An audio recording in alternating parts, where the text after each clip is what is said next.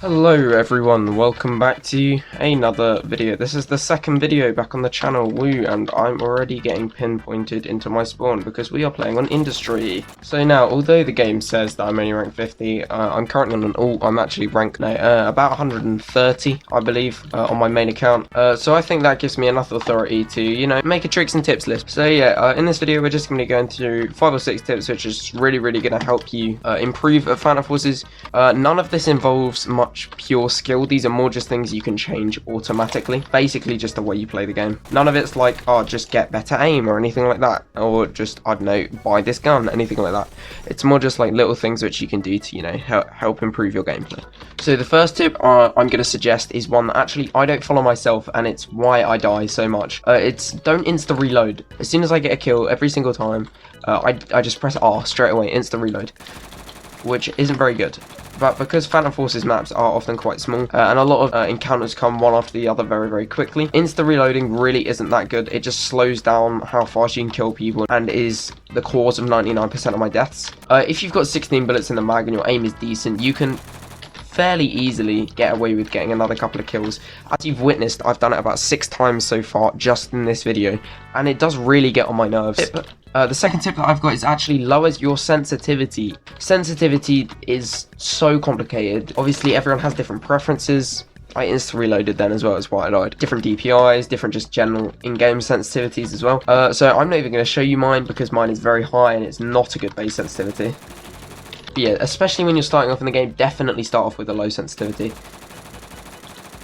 It will do you a lot better than starting on a really high sensitivity and not hitting any shots. I would also suggest slowly increasing your sensitivity over time, because a high sensitivity, if your aim is good enough, is really helpful. It really helps your movement. But a low sensitivity just kind of helps you get a grasp of the key mechanics of the game. We are getting spawn camped so hard. This is actually one of the reasons why I hate Industry. I think this is quite a fitting time to move on to tip number 3 as well. Considering you've just witnessed me get spawn camp killed about 50 times, that's my next tip, spawn camp. Spawn camping really helps you get kills. If you want to rank up fast, I know it is scummy, but just spawn camp. It's a fairly low skill way to get a lot of kills. Knowing and learning enemy spawn points is really helpful. He's on 1 HP, you're taking the fucking piss. It really helps you gather a lot of kills, and also it just gives you a better map awareness. You can just kind of learn where people come down from. At the moment, that long straight path is probably where people are rotating down from, because we seem to be spawning on that side more at the moment, so it's just kind of what people are leaning more towards. Thank you. Honestly, I need to change my DPI. My sense is so high. Hopefully we get elevation. Elevation's cool. What do you guys think of the skin as well? I really like it. I really like the skin. I think it's pretty sick. Now is actually a perfect time to demonstrate tip number 3, and that is team spawn. Spawning on teammates, obviously not in this situation, that was just a demonstration. It's often really helpful because it means you don't have to rotate all the way around the map again, especially for new players, because often new players won't know how to rotate around the map necessarily as well. So maybe spawning on someone who's ranked 50, 60, who does know how to rotate the map, can be incredibly helpful. Yeah, but I guess as a higher rank you don't really need to do this as much, but as a low rank it really does help. You learn the map a lot quicker, you learn where like choke points are and shit like that, and it means that you can still get a lot of kills fairly easily. I actually beamed him and he killed me, but he is using the honey badger, to be fair. You are still alive. I did see that. Thank you. But yeah, moving on to the next tip. My second to last tip is actually about movement. Now, movement is really important. You should definitely learn key movement factors in this game.